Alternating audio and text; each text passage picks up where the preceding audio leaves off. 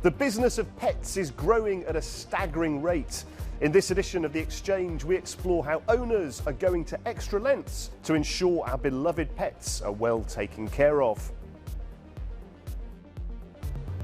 Welcome to The Exchange from our studios here in Doha. Now, we all know how much we love our pets, but how does that translate into the world of business? Well, consumers across the planet are spending fortunes trying to ensure that our loved companions are happy and healthy. According to a recent report by Bloomberg Intelligence, the global pets market is worth $320 billion. A huge figure, but let's look at what is predicted to happen in less than a decade. Demand for all things pet-related is set to accelerate, with increasingly bigger numbers forecast for the near future.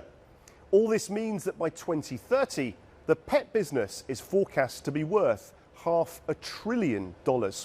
Statistics good enough to get more than a few tails wagging. One of the biggest growth areas is in pet travel. Earlier, I spoke to Sonia Morgan to find out about her company, Pet Travel EU, a business committed to keeping our furry friends safe on the move. We are a pet travel company. We do international air travel anywhere in the world, and we also do European road transport. We specialize in individual road transport, which is slightly different from other people. We're not pet couriers, where we put a load of animals in the van. We travel them individually. So we just travel one family's pets from A to B by road. I would never send an animal on a route that I would not send my own animals on. I think that is the most important. There are some airlines we're very fond of using and some we are not so fond of using. What is very important is that your dog or cat is used to its travel box, because it is, after all, a unusual situation for a dog or a cat. But if they're used to the box they are going to travel in, then they will treat that as their primary environment. And once an animal is used to its primary environment, you can put that primary environment anywhere and they feel happy. Potentially it will grow. People will continue moving around the world. European road transport seems to be going up as well. People are more and more concerned about their pets, that everything is correct for them. And that is the nice part of our job, is that we can help people do it correctly. Interesting stuff there, showing just how businesses can help move our pets across the world. But what about companies that look after our pets while we're at work? Well, we sent our reporter Jack Parrock to find out just how they operate. Hi Guy, meet Teddy. This is my 3-year-old Havanese toy poodle cross, and he and I are off today to meet a dog daycare business called Okazu, which was one of the first here in Brussels to professionalise the service. Okazu vans like this one head out every morning to pick up 100 dogs like Jamie per day. Dog owners pay €435 monthly for 5 1.5-hour walks a week. This business was started in 2010 by Karina Koch, who saw a gap in the Belgian market. 13 years before, there was no really professional service. We wanted to give indeed professional contracts. The first customers were foreign people. For them it was usual to have this kind of service. In Belgium, not really. Okazu employs 10 full-time dog walkers who let the dogs run in this forest here on the outskirts of Brussels. Teddy is absolutely loving this. He thinks he's one of the big dogs. Pet ownership has been increasing dramatically here in Belgium, 12% in the past 2 years alone.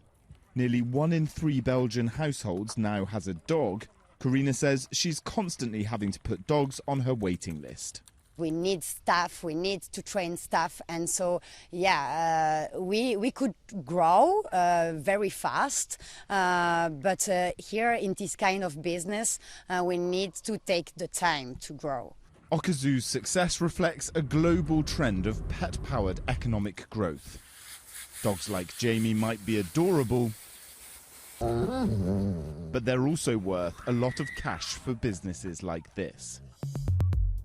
Jack Parrock there, and our special reporter Teddy, showing us just how companies are taking advantage of this surge in demand. Well, as people are becoming more health conscious, we're also doing the same for our pets.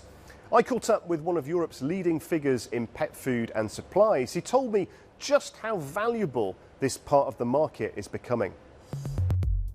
One of the key things we will continue to see is the increase of calorific coverage in the markets where pet owners are still converting from home prepared pet food to more commercial pet food. So we see that a lot in Central and Eastern Europe. So that will continue to be a key growth driver for the category, to having both lower carbon products as well as more recyclable packaging. So those are things that we think will certainly be of more consumer interest. And finally, we believe consumers will be interested in paying more for better products, particularly as it relates to better science. And so we're putting a lot of energy on our own part into creating more specific nutrition solutions, specifically catering to nutritional needs of pets.